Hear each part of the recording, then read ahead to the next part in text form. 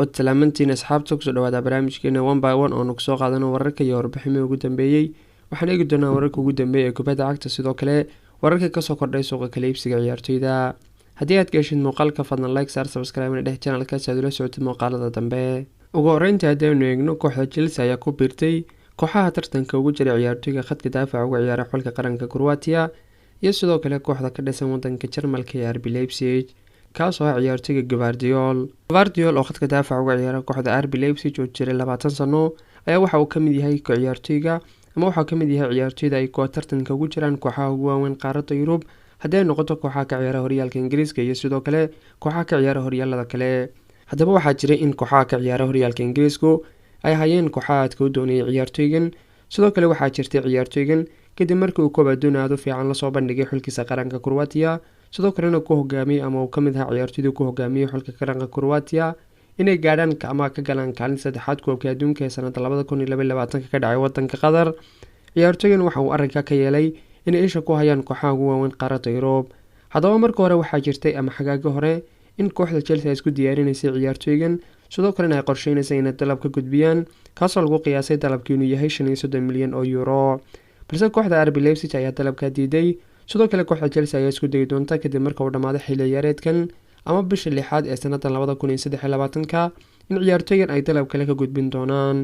sidoo kale ciyaartoygan Gvardiol waxa la sheegay in kooxda Tottenham ay iyaduna ka ciyaarto horyaalka Ingiriiska ee Premier League ay kamid tahay kooxaha doonaya ciyaartoygan halka la sheegay tababaraha kooxda Manchester City ee Pep Guardiola inuu isaguna aad ula dhacsan yahay ciyaartoygan iyo sidoo kale qaab ciyaareedkiisa oo ayna suuragal tahay kooxda Manchester City haddii ciyaartoygan uu dhaqaaqdo inay wada hadal la furi doonto kooxda RB Leipzig oo ay kala soo wareegi doonto haddaba iyadoo ay taasi jirto oo tartanka adag loogu jiro ciyaartoygan oo kooxaha waaweyn u tartamayaan ayaa sida uu sheegay agaasimaha kooxda RB Leipzig ee Marcus waxa uu sheegay toddobaadkan dhamaadkiisii in ciyaartoyga Gvardiol aanay kooxdu doonin inay iibiso xagaaga ama sidoo kale kooxda aanay ku khasbanin inay ciyaartoygan iibiso ay qiimo ka faa'iido balse waxa uu sheegay inay isku dayi doonaan kooxda RB Leipzig ciyaartoyga Gvardiol inay ilaashadaan ilaa dhamaadka xilli ciyaareedkan sidoo kale waxaa jirtay ciyaartoyga Gvardiol mar uu hadlay inuu sheegay ciyaartoygan markii uu yaraa kooxdiisii uu aad ku taageeri jiray ay ahayd kooxda Liverpool ee ka ciyaarta horyaalka Ingiriiska ee Premier League haddaba maadaama ciyaartoygan uu yaraantiisa taageeri jiray kooxda Liverpool arrinkaasi kama dhigna ciyaartoygan inuu ciyaari karayo koox kale oo la tartanta ama ay xifaaltamaan kooxda Liverpool oo noqon karta Tottenham ama noqon karta Chelsea ama sidoo kale kooxda ka ciyaarta horyaalka Ingiriiska ee Premier League ee Manchester City haddaba ciyaartoygan Gvardiol ay isku day doontaa kooxda RB Leipzig inay ilaashato ilaa dhamaadka xilli ciyaareedkan ugu yaraan oo xilliga haddii kooxda ay doonayso ay markaa ka bixiso qiimaha ay kooxdu ku doonayso inay ciyaartoygan ku iibiso dhinaca kale kooxaha Tottenham iyo sidoo kale kooxda Manchester United ayaa tartan ugu jira ama sidoo kale isha ku haya goolhayaha xulka qaranka Ingiriiska iyo sidoo kale kooxda Everton ee Pickford goolhayaha koowaad ee xulka qaranka Ingiriiska iyo sidoo kale kooxda Everton ayaa waxaa la sheegay inuu doonayo sii joogitaanka kooxda Everton balse ciyaartoygan ayaa waxaa la sheegay inuu ka dalbaday kooxdiisa Everton inay kor u qaadaan mushaharkiisa kaasoo markii hore uu qaadan jiray ciyaartoygan toddobaadkii 100,000 oo euro haddaba kooxaha Manchester City iyo sidoo kale kooxda Tottenham oo ciyaartoygan isha ku haya ayaa doonaya haddii uu khilaafkaasi ama arrinkaasi uu xal ku soo dhawaan waayo oo ciyaartoygan iyo sidoo kale mas'uuliyiinta kooxda Everton ay safgaran waayaan in ciyaartoygan ay la soo wareegaan ama labada kooxood ay u tartamaan kuwaas oo kala Manchester United iyo sidoo kale kooxda Tottenham ciyaartoyga Pickford ayaa sheegay inuu doonayo sii joogitaanka kooxda Everton balse mas'uuliyiinta dhinaca kale iyagu ma doonayaan in ciyaartoygan ay kor u qaadaan ama ay u kordhiyaan mushaharka uu qaato toddobaadkii sidoo kale kooxda Everton oo xaalad adag maraysa maadaama kooxdu xilli ciyaareedka hore gaar ahaan qaybtii dambe iyo sidoo kale bilowgan xilli ciyaareedkan looga baqayo kooxdu inay dhacdo heerka labaad ee Championship-ka sidoo kalena uu aad u hooseeyo dhaqaalaha kooxdu ayaanay kooxdu diyaar u ahayn waqti xaadirkan inay heshiis kordhin ama sidoo kale mushaharka ciyaartoyga Pickford kor u qaado haddaba ugu yaraan mas'uuliyiinta kooxda Everton ayaa sheegay inaanay hadda diyaar u ahayn waqti xaadirkan maadaama lagu jiro kala barhka xilli ciyaareedka ama qaybta hore xilli ciyaareedku ay dhamaatay sidoo kalena ay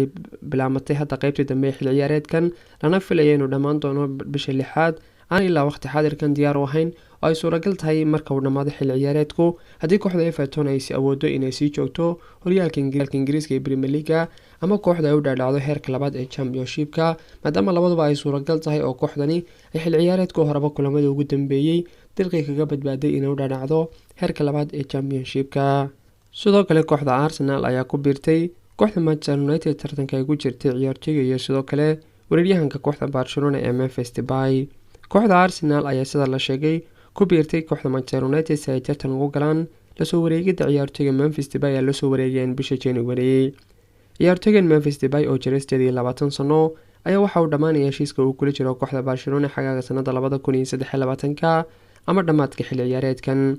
haddaba kooxda Barcelona ayaa markii hore isku dayday ciyaartoygan inay fasaxdo gaar ahaan xagaagii lasoo dhaafay kadib markii ay kooxdu lasoo wareegtay ciyaartoyga iyo sidoo kale xidiga koowaad ee haatan kooxda Barcelona ee Robert Lewandowski. balse ciyaartoyga Memphis Depay ayaa awoodi waayay inuu ka tago kooxda Barcelona inkastoo la sheegay mararka qaar ciyaartoygan inuu ku dhawaa ku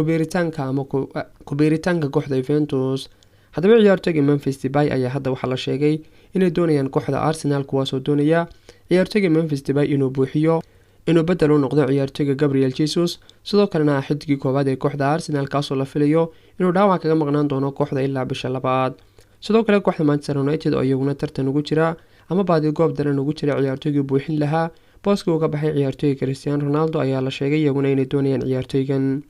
haddaba labada kooxood mas-uuliyiinta ka socda ayaa ciyaartoygan wadahadal la furi doona toddobaadkan waxayna isku dayi doonaan ciyaartoygan inay lasoo wareegaan. sidoo kale iyaduna waxaa jirta in la sheegay laba kooxood oo kale kuwaasoo ka ciyaara horyaalka Ingiriiska ee Premier League oo la sheegay in iyaguna doonayaan ciyaartoyga Memphis Depay. waxayna kale yihiin labada kooxood kooxda Chelsea iyo sidoo kale kooxda Newcastle United. haddaba inkastoo uu sheegay tababaraha kooxda Barcelona ee Xavi inaanu doonayn kooxda Barcelona inuu ciyaartoy ka baxo bishan January, haddana ciyaartoygan Memphis Depay qaybta hore xilli ciyaareedku maadaama ay dhamaatay ay kooxda Barcelona hadda ku dhawaad ciyaartay kala badh ama qaybta hore xilli ciyaareedka. haddana ciyaartoyga Memphis Depay dhammaan intii ay kooxda Barcelona ciyaartay horyaalka La Liga oo ay 17 kulan ciyaartay ciyaartoygan waxa uu ciyaaray 2 kulan oo kaliya. sidoo kale tababare Xavi kadib markii laga ganaaxay xidigii koowaad ee kooxda Barcelona ee Robert Lewandowski, tababare Xavi muu adeegsan ciyaartoyga Memphis Depay gaar ahaan kulanka ugu dambeeyay ee xalay ay la ciyaartay kooxda Barcelona kooxda Atletico Madrid. haddaba marka hore waxaa jirtay kooxda Barcelona in ciyaartoyga Memphis Depay ay isku afgarteen ciyaartoygan inuu ka tago kooxda sidoo kale ciyaartoygan uu kaga taga lacag la-aan oo heshiis la soo gaaro koox kamid ah kooxaha ka ciyaara qaaradda Yurub inta ka baad uu ciyaartoygan si lacag la-aan ah ugu biiri doono. balse hadda waxaa isbedelay go-aanka mas-uuliyiinta kooxda Barcelona kuwaasoo doonaya ciyaartoyga Memphis Depay haddii uu doonayo inuu ka tago kooxda Barcelona ay caadi u iibin doonaan oo ciyaartoygan kooxdii soo dalbata ay ka bixin doonaan qiimo u dhexeeya 20 ilaa 25 milyan oo euro. isla kooxda Arsenal ayaa la sheegay inay tartan u geli doonto lasoo wareegida ciyaartoyga dambeedka bidix uga ciyaara kooxda Barcelona ee Alejandro Balde. balse kooxda Arsenal waxay tartan adag kala kulmi doontaa kooxda Newcastle United ee iyaduna ka ciyaarta horyaalka Ingiriiska ee Premier League. ciyaartoyga Balde oo jira 19 sano oo uga ciyaara dambeedka bidix kooxda Barcelona ayaa waxa uu kamid yahay ciyaartoyda uu soo bandhigay tababare Xavi xilli ciyaareedkan maadaama ciyaartoygani kasoo baxay akademiyada. sidoo kale ciyaartoygana oo wooday inuu ka mid noqdo ciyaartoyda sida joogtada ugu ciyaarto kooxda Barcelona ayuu ciyaartoygan waxa uu galay hadda 18 bilood ee ugu dambeeyay ee heshiiska uu kula jiray kooxda Barcelona. waxauna dhamaanaya heshiiska uu kula jiro kooxda Barcelona 18 bilood ka bacdi. balse tababare Xavi iyo kooxda Barcelona mas-uuliyiinteedu waxay isku dayeen in ciyaartoygan Balde ay u soo bandhigaan ama ay u sameeyeen heshiis kordhin kaasoo ah sanada 2027.